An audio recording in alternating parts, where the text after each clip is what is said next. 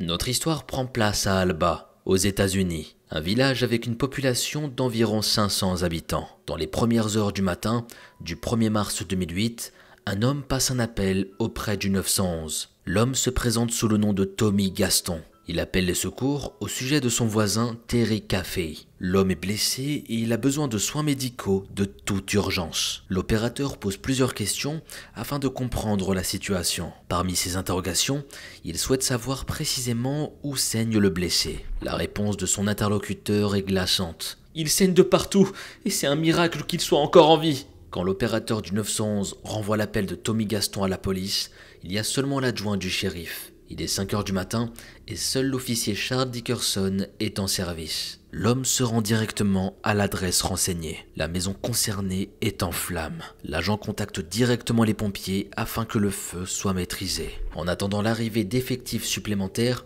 l'officier se dirige vers la maison de Tommy. L'homme a porté secours tant bien que mal à son voisin Terry Caffey. Ce dernier est étendu sur le sol du salon de son voisin, grièvement blessé. Il parvient dans son état à parler à l'officier qui est venu à son secours. Terry déclare la chose suivante. « Ils sont tous morts. Charlie Wilkinson a tiré sur ma famille. » Les secours ne perdent pas plus d'une seconde. Ils se déplacent rapidement. Terry, quant à lui, est transporté au centre médical d'East Texas à Taylor. On lui a tiré dessus et il souffre de multiples hémorragies. Compte tenu de son état, il est admis en soins intensifs. Au total, Terry a été touché par 5 balles. Les propos de Terry sont pris très au sérieux. Tandis que la maison des cafés est sécurisée, les recherches se mettent en place. Il faut absolument mettre la main sur Charlie Wilkinson. C'est le véhicule du jeune homme qui est repéré en premier. Il est garé devant la maison des Wade. Une patrouille est envoyée sur place afin d'intercepter Charlie. Celui-ci se trouve bien dans la maison. Il est interpellé et on lui lie ses droits. La question lui est rapidement posée, à savoir quelle est son implication dans la tuerie. Charlie va nier avoir commis quoi que ce soit. Il a passé toute la soirée chez son ami Charles Wade à boire. Quand on lui parle, il n'est pas très clair. Il assure avoir perdu conscience au cours de la soirée. Un agent récupère une chemise appartenant à Charlie ainsi que des bottes de cow-boy. Des éclaboussures de sang se trouvent sur les affaires. Charlie Wilkinson est conduit dans la prison du comté. Wade est également placé en détention. Ici, nous allons revenir sur les victimes. Les corps de la famille sont extraits de la maison. 2 petits garçons ainsi que la mère de famille. Plusieurs armes ont été utilisées pour causer le massacre. Une autopsie est réalisée et permet de déterminer les causes de leur mort. Tyler a été poignardé à l'arme blanche, mais pas à l'aide d'un simple couteau. L'arme utilisée reste à déterminer. Matthew, son frère aîné, a été abattu d'une balle dans la tête. La mère de famille, Penny, a reçu des projectiles d'armes à feu avant d'être poignardée. Sa tête est presque détachée de son corps. La personne qui s'en est prise à elle a fait preuve d'une certaine brutalité à son égard. Ici, comme vous l'avez compris, on fait face à une putain de scène d'horreur. La question qu'on peut se poser, Msaken, c'est qui a pu faire ça à une pauvre famille? Comment tu peux avoir autant de haine pour en arriver là? Et justement, une question demeure dans l'esprit des enquêteurs. La fille aînée de la famille est introuvable. La piste du massacre de la famille, suivie de l'enlèvement d'Erin, semble être la seule explication. Le père de famille survit à ses blessures. Il est l'unique survivant de la tuerie. Terry fait le triste récit des événements survenus au cours de la nuit. Le père de famille raconte que les individus ont fait irruption dans la chambre parentale. D'après lui, il était environ 2 heures du matin. Là, ils ont tout de suite commencé à tirer avec des armes à feu. Penny et Terry ont tous les deux été atteints par les projectiles. L'homme se souvient que les assaillants n'avaient pas que des pistolets. L'un d'eux avait en sa possession une épée de samouraï. Les intrus se sont dans un premier temps concentrés sur la mère de famille. Ensuite, c'était le tour de Terry de subir de nouveaux tirs. L'homme a été touché à divers endroits de son corps, dont le dos et la jambe. Le père de famille pense avoir reçu 11 projectiles. Terry s'est senti comme paralysé du côté droit de son corps. Il n'arrivait pas non plus à crier ou à émettre un son. Le père de famille est en très mauvais état. Il est à moitié conscient. Il luttait et pensait à ses enfants qui se trouvaient juste à l'étage de sa maison. L'homme assiste à une nouvelle attaque sur sa femme. C'est à l'aide de l'épée qu'on s'en prend à elle. Elle est égorgée et presque décapitée. Après le départ des individus de la chambre, Terry tente de se lever. Il est incapable de bouger. L'homme entend les hurlements de ses garçons à l'étage. Il se souvient particulièrement de la voix de Matthew demandant à Charlie pourquoi il faisait ça. C'est là qu'il a compris ce qui était en train de se passer Et qui venait d'entrer chez les cafés? C'était le petit ami de sa fille. Terry tente une nouvelle fois de se lever, mais sans succès. Après avoir entendu des coups de feu, il s'effondre. Ici, j'imagine même pas la scène, tant ça a dû être horrible à vivre. T'es là, impuissant, et tu ne peux même pas protéger ta famille. Imaginez-vous juste une seconde à sa place. Il a vécu un véritable enfer. Y a rien de pire que de ne pouvoir rien faire, sérieux. Quelques instants plus tard, Terry reprend conscience alors que la maison était en feu. Il rampe sur le lit, se rapprochant tant bien que mal de sa femme. Cette dernière est décédée, comme vous l'avez compris avec les précédents éléments. L'homme ne peut pas rester dans la maison. Ici, ce ne sont pas ses blessures qui pourraient alors causer son décès. C'est l'asphyxie par la fumée qui risque de le faire. Terry puise dans ses dernières forces pour sortir de la maison en flammes. Il passe par la fenêtre de la salle de bain. L'homme blessé se traîne difficilement jusqu'à la maison de son voisin, Tommy Gaston. L'habitation se trouve à une distance de 500 mètres seulement à travers les bois. Mais pour un homme comme lui, à bout de force, c'était le bout du monde. Terry va mettre environ 1 heure pour tirer son corps jusqu'à la maison voisine. Au cours de ce parcours difficile, il tombe même dans un ruisseau. Le voisin a tout de suite reconnu le père de famille. Il a contacté les urgences, sauvant la vie de Terry. Le père de famille blessé assure que c'est la volonté de voir les responsables condamnés qui l'a fait tenir. Dites-vous qu'ici, je raconte les faits par rapport à ce que l'homme a lui-même raconté. Cet homme aux portes de la mort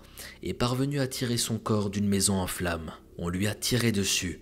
Il a vu le corps de sa femme, entendu un de ses fils se faire tuer. Comme je le disais tout à l'heure, je n'imagine même pas l'état mental dans lequel il se trouvait. Terry était sûrement en état de choc et en mode survie. Il va tout faire pour s'en sortir et trouver de l'aide. Il avait une force mentale incroyable. Quelques jours seulement avant la tuerie, la famille avait déjà été touchée par une tragédie. Le 21 février, Terry veut rendre visite à son père, Clarence. L'homme qui est connu sous le nom de Sonny vit seul. Terry n'est pas accueilli de la manière attendue. Comme son père ne vient pas lui ouvrir, l'homme entre lui-même dans le domicile. Sonny a malheureusement perdu la vie. Il est visiblement mort de manière naturelle. L'enterrement a eu lieu en présence des proches et amis de la famille. Un mandat de perquisition est obtenu afin de fouiller l'habitation de Charles Wade. Il découvre une boîte de munitions de fusil ainsi que des douilles.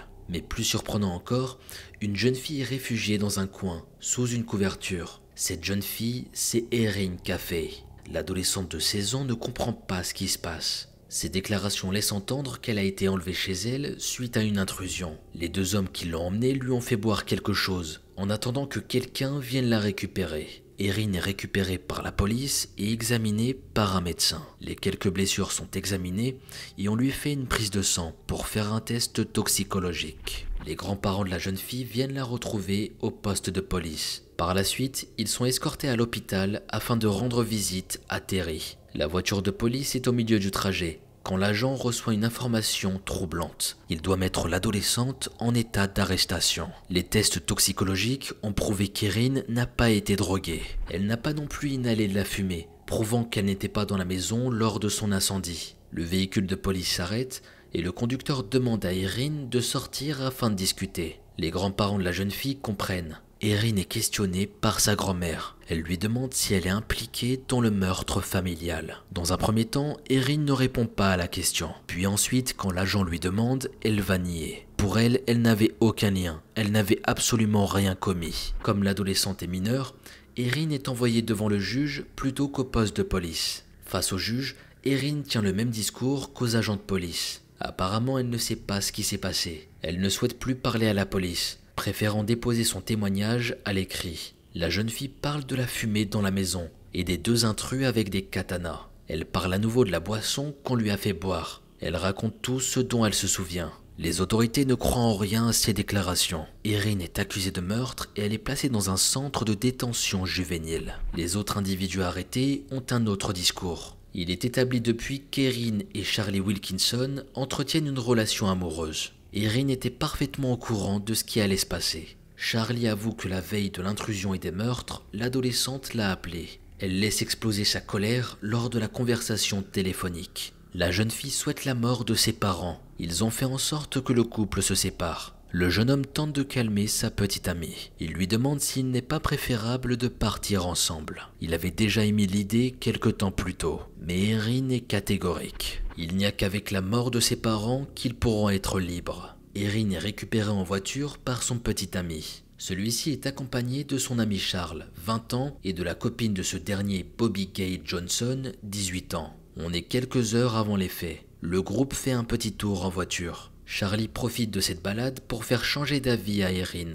mais c'était en vain. Sur les 4 personnes présentes, 3 d'entre elles comprennent ce qui est en train de se jouer. Bobby Gale ne comprend pas l'objet de cette discussion au départ. Elle a suivi son petit ami sans savoir ce qui allait se passer. C'est au bout de quelques minutes qu'elle a su, mais il était déjà trop tard. Elle est menacée de mort si elle parle. Charlie vient de dénoncer sa petite amie, mais pas seulement. Il vient de la placer comme l'instigatrice de la tuerie. Ici, il est peut-être temps de présenter les protagonistes de notre affaire, en particulier Erin et Charlie. Ça va également donner l'occasion de présenter les Caffey. Erin Michelle Caffey est née le 27 juillet 1991. Elle est la fille de Terry et Penny Caffey. 2 garçons complètent la famille par la suite. Matthew Ryan en 1994, puis Tyler Paul en 1999. Terry travaille dans une entreprise de fourniture médicale. La religion tient une place importante dans le quotidien. La famille est membre de l'église locale,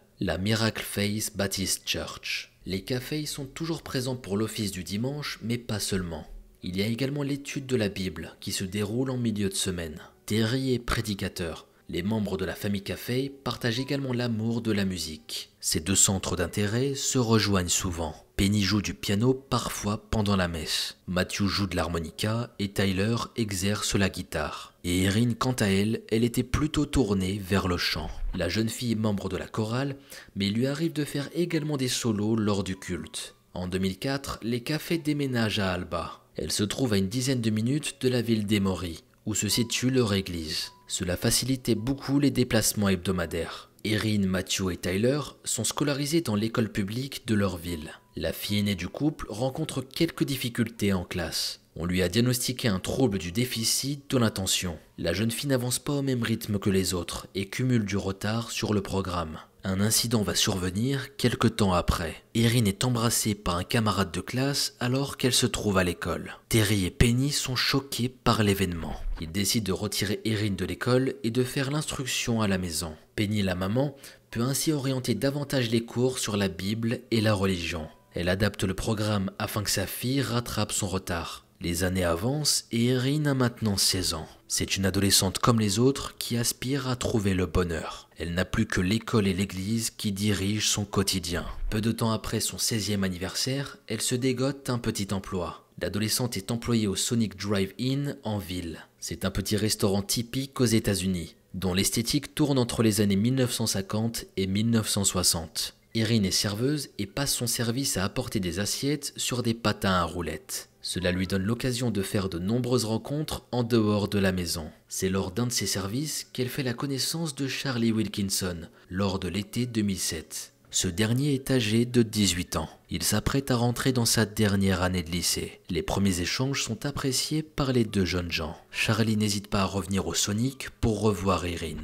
Les rencontres sont l'occasion de discuter et d'apprendre à se connaître davantage. Ce cycle va durer plusieurs mois. Après les fêtes d'Halloween, Charlie prend son courage à 2 mains. Erin lui plaît et il souhaite inviter la jeune fille à sortir. Le lycéen a parlé de l'adolescente autour de lui et il ressent des sentiments sincères à son égard. Erin parle à ses parents de la relation naissante avec Charlie. Terry et Penny ne souhaitent pas que les 2 jeunes gens se voient seuls. Les parents acceptent que les adolescents se voient, mais à plusieurs conditions. Ils ont l'autorisation de se voir pendant les longues pauses de travail d'Erin.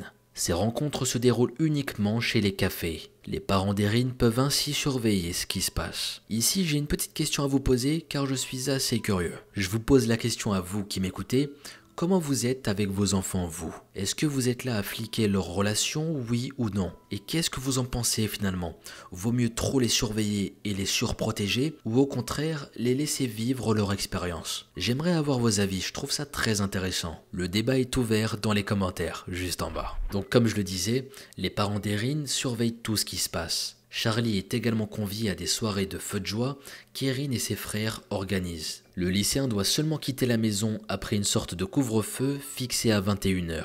Quand ils ne sont pas ensemble, même s'ils se sont vus dans la journée, le couple se téléphone. Erin attend généralement de rentrer à la maison après les cours ou le travail. L'adolescente passe des heures au téléphone avec son petit ami. Même lors des appels, Erin est sous la surveillance de ses parents. Penny et Terry ne sont pas non plus là à écouter. Ils font juste en sorte que leur fille ne passe pas sa soirée au téléphone. Elle a l'autorisation de discuter avec Charlie jusqu'à 22 heures. Afin de se rapprocher encore plus de sa petite amie et de sa famille, Charlie rejoint l'église Miracle Faith. 2 mois après le début de la relation, Erin fait une demande à ses parents. Elle souhaite reprendre le chemin de l'école. L'adolescente voit ses frères quitter la maison chaque matin pour assister aux cours, contrairement à elle. La jeune fille sort assez peu de la maison, en dehors de son travail et de l'église. Ses parents n'ont aucune raison de douter d'elle. Elle a toujours été obéissante et responsable. Ils vont accepter rapidement sa requête. Erin se retrouve inscrite dans le même établissement que Charlie. Ils accordent un privilège à Erin ainsi qu'à son petit ami. Le jeune couple a désormais la permission de sortir en dehors de la maison des cafés.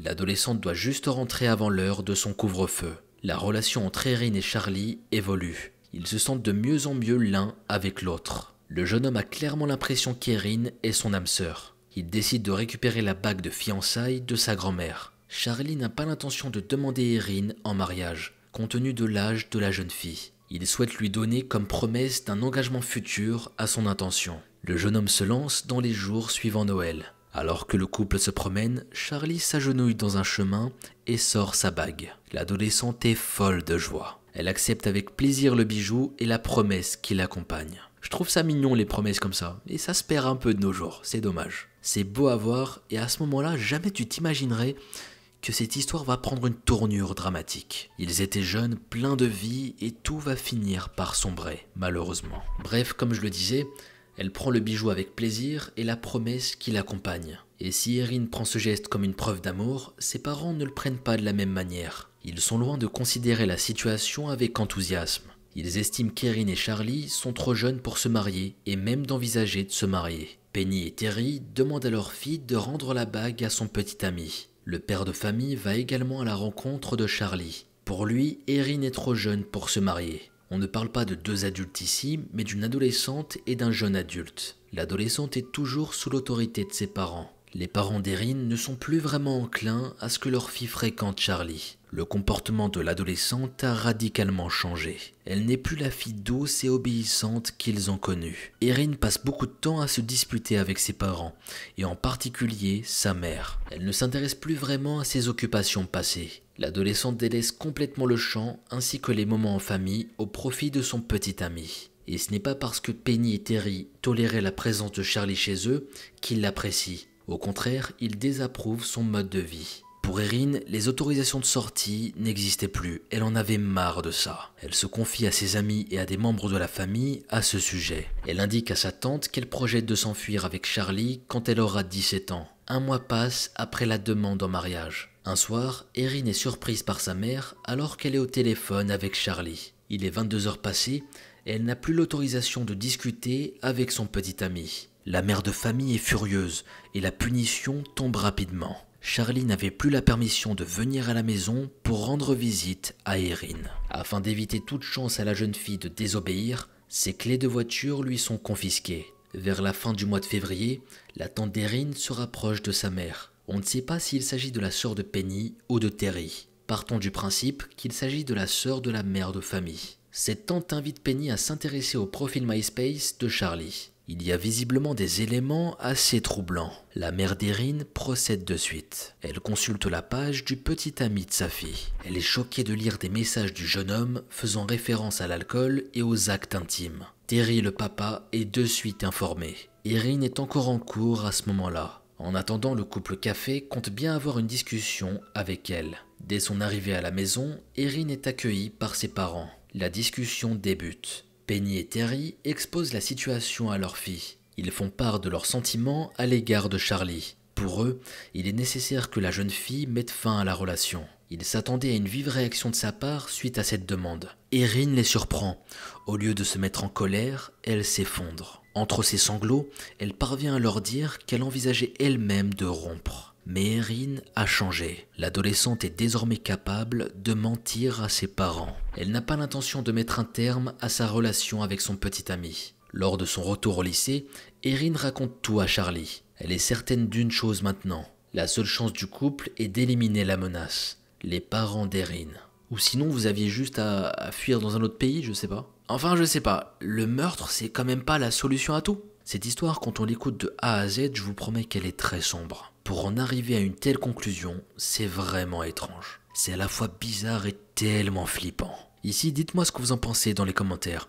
Concernant Erin, elle devait être dans un mal-être énorme pour songer à tuer ses parents. Bref, comme je le disais, Erin voulait éliminer la menace, donc supprimer ses parents. Le sujet des meurtres de Penny et Terry gagne en importance lors des conversations du couple. Erin et Charlie en parlent plusieurs fois par jour, même avec la présence de d'autres personnes. Charlie se confie également à des amis au sujet du plan en train de se mettre en place. Le jeune homme n'a pas spécialement envie de suivre l'idée de sa petite amie. Il envisage simplement de s'enfuir avec Erin.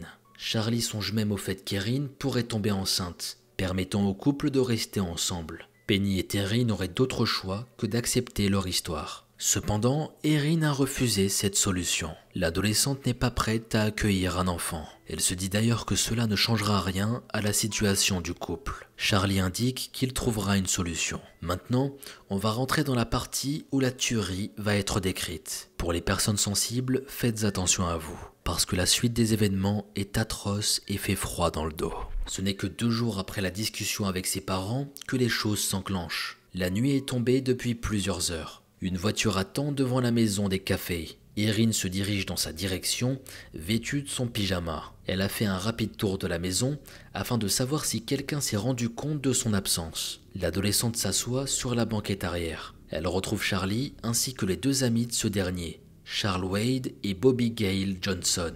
Si Charles sait pourquoi il est venu, Bobby n'est visiblement au courant de rien. Charlie a promis à son ami de le payer 2000 $ s'il l'aidait à commettre les meurtres. Les 2 jeunes hommes s'introduisent dans la maison, tandis que les jeunes filles restent dans la voiture. Il est environ 1h30 du matin quand les 2 intrus passent la porte d'entrée. Erin a pris le soin de laisser la voie ouverte pour faciliter le processus. Afin d'éviter toute confusion entre les 2 hommes, je vais appeler l'ami de Charlie par son nom de famille. Les 2 hommes se sont munis de plusieurs armes pour commettre le massacre. Ils ont chacun un katana ainsi qu'un fusil de calibre 22. Le duo se dirige dans un premier temps vers la chambre des parents. Cette pièce se trouve au rez-de-chaussée. Charlie ouvre le feu dès l'ouverture de la porte. L'arme s'enraye au bout d'un moment. Wade se charge de remettre le fusil en fonctionnement avant de tirer à 2 reprises. Maintenant que les parents sont neutralisés, la menace n'existe plus. Mais c'est sans compter les garçons qui se sont réveillés à l'étage. Matthew quitte sa chambre en premier et voit Charlie. Là, il le reconnaît. Le duo d'intrus n'a pas pris la peine de dissimuler son visage. Matthew récupère son petit frère, lui aussi attiré par le bruit. Les garçons se réfugient dans la chambre d'Erin, songeant certainement à être protégés par leur sœur. Mais vous le savez, l'aînée de la famille n'était pas présente dans la maison. Charlie et Wade montent à l'étage. Ils parviennent à convaincre les garçons de se montrer. C'est là que Matthew a demandé pourquoi Charlie faisait ça. Le garçon de 13 ans est exécuté d'une balle dans la tête. Tyler est rejoint par le duo. Le garçon de 8 ans est poignardé par Charlie et Wade à l'aide de leur katana. Maintenant que la famille a été décimée, les intrus sont libres de circuler. Ils récupèrent une valise qu'Erin a pris soin de remplir avec ses affaires. Erin a également mentionné la présence d'un coffre-fort dans la maison. À l'intérieur se trouve une certaine somme d'argent. En forçant cette cachette, le duo se rend compte que la somme attendue n'est pas aussi conséquente qu'annoncée. Il n'y a que 400 $ en espèces, et ça ne les empêche pas de l'emporter quand même. Charlie et Wade ne s'arrêtent pas en si bon chemin. Ils s'emparent du portefeuille de Terry et du sac à main de Penny. Avant de quitter les lieux, ils prennent de quoi mettre feu à la maison. Ils embrassent des vêtements et des meubles avec des briquets afin que l'incendie se répand. Détail macabre, Erin appelle de nombreuses fois son petit ami pendant les événements. L'adolescente ne comprend pas que cela prenne autant de temps. Maintenant, on reprend le récit après l'arrestation des concernés. Erin se trouve en très mauvaise posture. Maintenant, elle ne prétend ne plus rien savoir, mais elle retourne la situation. Charlie est à l'initiative du massacre de sa famille. Les enquêteurs n'ont plus vraiment confiance en son discours. La jeune fille a menti à plusieurs reprises depuis qu'elle se trouve en leur présence. Les données téléphoniques du portable d'Erin permettent de rétablir la vérité. Elle a appelé 6 fois Charlie entre 23h45 et 1h du matin, depuis la maison des cafés. Par la suite, ce sont 7 appels qui sont passés entre le couple entre 1h20 et 2h du matin. Terry apprend finalement la vérité. Il sait depuis le début que Charlie a participé à l'attaque, mais pas que sa fille est impliquée. Ici, c'est même plus impliqué, c'est elle qui a tout manigancé. Quand il entend tout ça, il n'y croit pas, même avec des preuves sous les yeux. Par contre, il sait pourquoi le plan a été mis en place. La relation amoureuse entre sa fille et son petit ami. Terry assure qu'au départ, sa femme et lui espéraient que la relation entre sa fille et Charlie se terminerait d'elle-même. Le couple café n'avait pas l'intention de s'immiscer dans le processus. C'est le profil MySpace de Charlie qui a été visiblement le déclencheur de tout ça. Les parents d'Erin ont jugé que leur fille ne pouvait plus fréquenter son petit ami. L'adolescente est rentrée dans leur jeu en prétendant qu'elle y avait pensé aussi. Voyant que ses parents ne reviendraient pas sur leur décision, Erin a enclenché la tuerie. Les proches de Charlie sont interrogés dans le cadre de l'enquête. L'implication du jeune homme est sans appel. Tout le monde s'accorde à dire qu'il était prêt à tout pour Erin. Charlie était fou amoureux de la jeune fille. C'était même devenu un sujet de plaisanterie de son père. Il disait que son fils était atteint du syndrome du chiot perdu.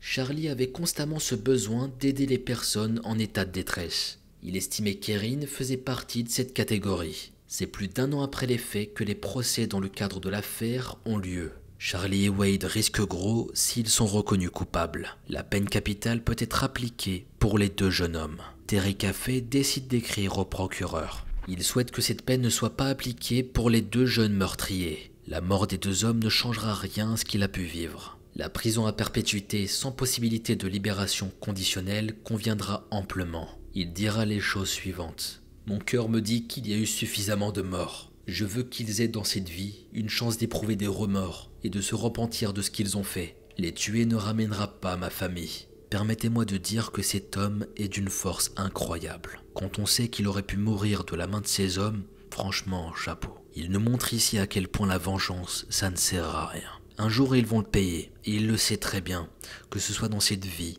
ou dans l'autre. » La demande de Terry est entendue par la justice. Un accord de plaidoyer intervient auprès du duo meurtrier. S'ils plaident coupables de 3 chefs d'accusation pour meurtre, ils écoperont de la peine de prison à perpétuité. Cela leur évitera d'être passibles de la peine capitale. Charlie et Wade acceptent. Bobby Johnson, la copine de Wade, écope d'une peine de prison de 40 ans. Elle n'a pas agi pour contrer l'idée des crimes. Quand elle a compris que le projet de Charlie et Erin était de procéder à une tuerie, elle a tenté de partir. Charlie l'a menacé de la tuer si elle parlait. Bobby est resté et n'a pas dénoncé les crimes à la police. Concernant Erin, les choses sont un peu différentes. Elle est mineure et elle n'a pas directement commis les meurtres de sa mère et ses frères. Cependant, son rôle a joué dans l'exécution du crime. La jeune fille accepte également un plaidoyer de culpabilité. Elle reconnaît sa culpabilité pour 3 chefs d'accusation pour meurtre. Elle a été condamnée à 2 peines de prison à vie le 2 janvier 2009. Ces 2 peines se purgent en même temps.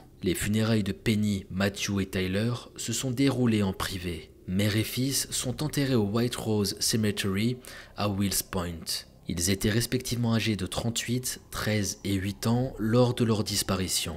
Erin est désormais âgée de 33 ans. Elle est détenue au Texas Department of Correction depuis 2008. La criminelle n'a jamais connu d'autre établissement pénitentiaire depuis sa condamnation. Erin a passé la moitié de sa vie en prison, mais il lui reste encore de nombreuses années à sévir derrière les barreaux. Erin aura 59 ans quand elle pourra envisager une libération. Je vous ai pas parlé de Terry depuis longtemps. Il est temps de revenir un peu sur lui afin de compléter notre récit. Suite aux événements, Terry a été hébergé chez sa sœur. Il n'a plus vraiment de possession suite à la destruction de sa maison. Tout ce qui lui reste tient dans une boîte en carton. L'homme passe son temps sur le canapé, repensant à sa vie d'avant le drame. La dépression le gagne et ne le quitte pas durant plusieurs mois. Il songe à mettre fin à ses jours et planifie l'acte. Terry souhaite procéder sur le terrain de sa maison. L'homme raconte que le jour choisi est arrivé. Il se rend sur place et prie. Terry demande à Dieu pourquoi il lui a pris sa famille, qu'il ne comprenait pas. Il semble attendre un signe de sa part. L'homme tombe finalement sur un morceau de papier brûlé, provenant d'un livre. L'extrait est le suivant. « Je ne pouvais pas comprendre pourquoi vous vouliez prendre ma famille et me laisser derrière pour lutter sans eux. Je ne comprendrai peut-être jamais totalement cette partie, mais je sais que vous êtes souverain.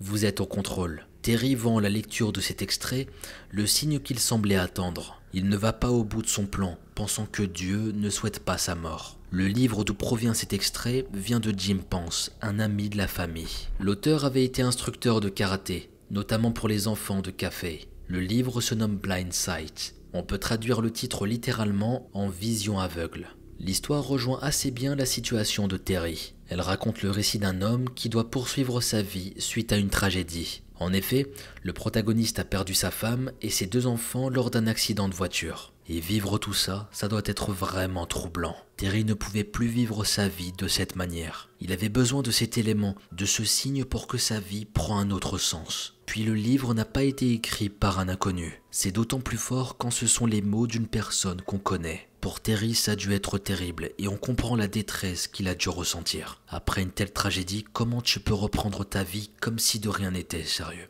C'est impossible. Terry Café s'est remarié depuis la tragédie qu'il a vécue. Par cette nouvelle union, il est devenu beau-père de 2 enfants. L'homme donne désormais des conférences. Il va à la rencontre de personnes dans des églises et même d'enfants dans des écoles. Ce triste jour du 1er mars 2008 lui a inspiré l'écriture d'un livre. Au travers de Terror by Night, qu'on traduit par Terreur de la nuit, il retranscrit tout en détail. Il parle de la mort de sa femme et de ses fils et de sa vie ensuite. Terry n'a pas écrit ce témoignage seul. Jim Pense est crédité en tant que co-auteur. Et ce que je vous ai pas dit, c'est que Terry est toujours resté en contact avec sa fille. L'homme rendait régulièrement visite à Erin avant son procès. Il n'avait pas le droit de s'entretenir au sujet de l'affaire. En effet, les entrevues étaient filmées et pouvaient jouer contre la jeune fille. Les premières ont été difficiles pour le père de famille, compte tenu des événements. Il n'a jamais cru à la version de Charles Wilkinson. Pour Terry, c'est l'ancien petit ami de sa fille qui a initié les meurtres. Il se tenait aux côtés d'Erin le jour où sa peine a été prononcée. Il a joué son rôle de père en intervenant pour l'accord de plaidoyer d'Erin. Terry espère pouvoir un jour retrouver sa fille en dehors de la prison.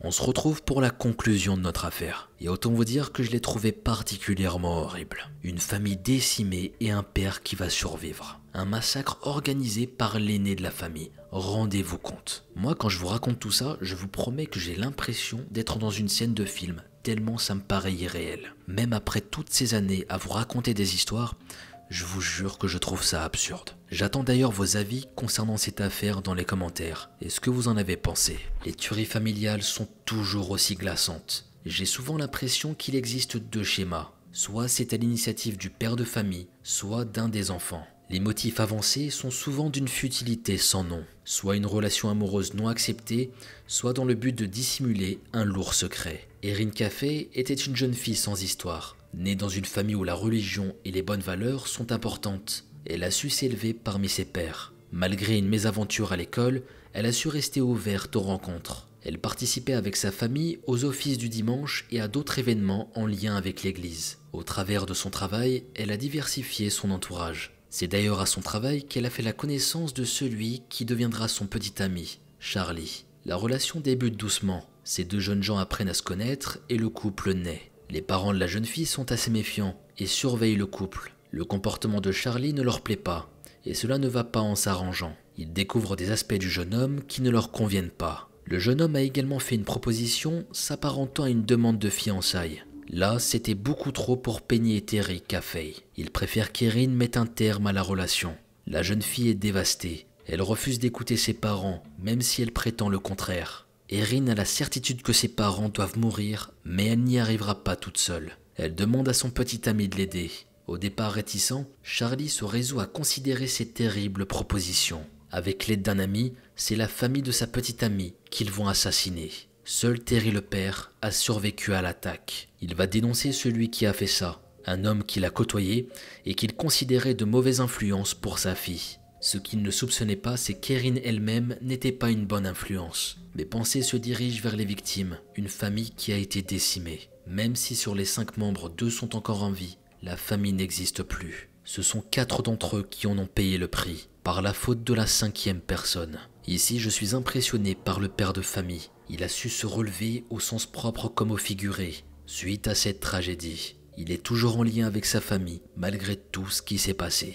Je vous remercie d'avoir écouté cette affaire. Et juste avant de finir cette vidéo, pour tous ceux qui sont encore là, j'ai une petite annonce. Actuellement, je recrute quelqu'un pour TikTok. Je compte me diversifier sur cette plateforme, donc j'ai besoin de quelqu'un qui comprenne bien la plateforme.